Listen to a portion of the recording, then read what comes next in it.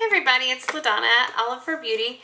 I am going to do a couple of tutorials for you today. Everybody seemed to be really interested in me doing that. So the first thing I'm going to do is show you my foundation routine. It's really pretty quick and easy. As you can see, I have blemishes just like anybody else, dark circles, redness, the whole 9 yards.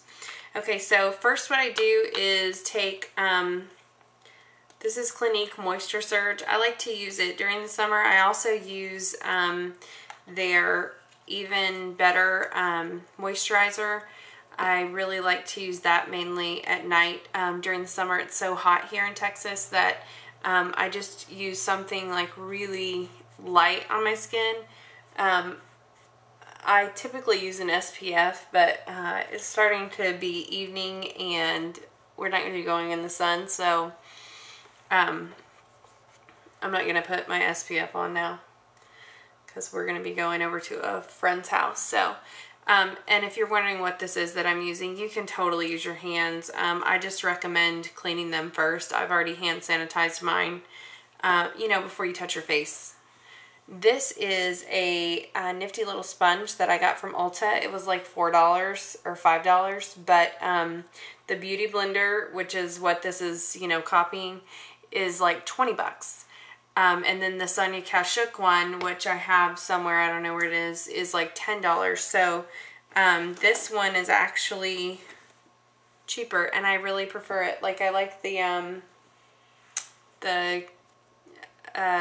way it feels. Anyway, it's shaped like this so you can really get a good grip on it. Okay, so I always use the back of my hand. I don't know why, I just always have, even when I'm doing other people's foundation. I typically use the back of my hand as a palette, of course, clean it. Okay, and you want to actually have wet the sponge, which I'm going to pause you guys because I didn't do that. Okay, so I have wet the sponge. You want to squeeze all the water out to where it's just slightly damp. I use Even Better foundation from Clinique. It's a new one. My shade is neutral. It has SPF 15 in it. So I don't really need another SPF, but I like to make sure I have that anyway for my face. So I start up here at my eyes, and it's best to start in the center of your face. Most people need the most coverage in the center of their face. So I'm going to start right up here underneath my eyes. And I like stipple this. You know, you're kind of like bouncing it, and I'm doing it very gently. You're basically like bouncing it all over your face. And I'll show you. I'll do one side with the foundation, but I mean, as you can see, this is already looking far more improved than the other side. I do my eyelids. You don't have to, but I just always have. All right up in your hairline. I even get, if my hair's up, I even get like the very edge of my earlobes, or my ear, because I like to make sure that I don't, you know, if the color's not exact, then it blends. You know, it doesn't make you look like you're wearing a mask. So I have half of my face done, and you could see a big difference.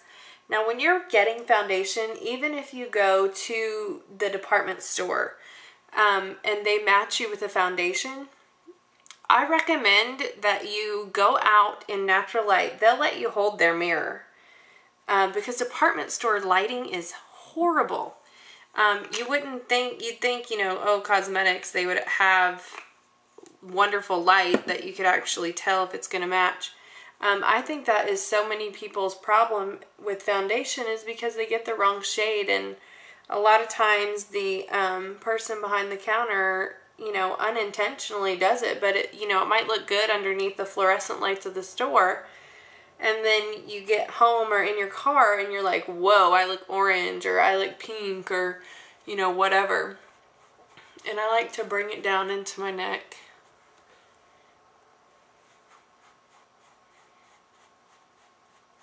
And I just pull when I do that part. I don't really stipple unless I'm trying to like blend it out. And then I always try and get back underneath my eyes to make sure that that's good to go. And in any little blemish spots.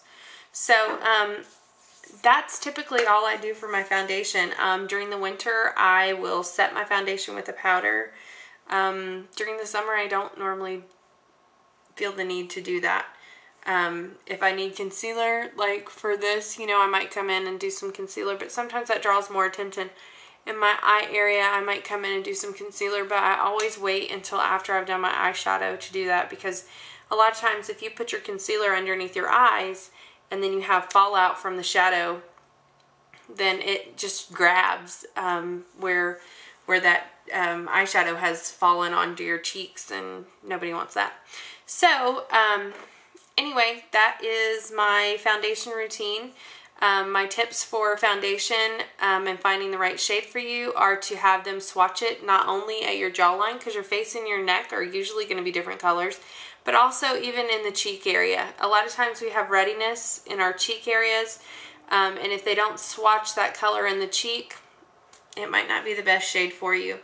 Also, if you're going to do drugstore products, which there's nothing wrong with that,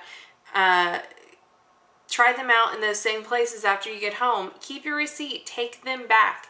They know that, you know, everybody's not going to get the perfect shade every time, and that they're going to have some that come back. Don't keep a product that you're not going to use.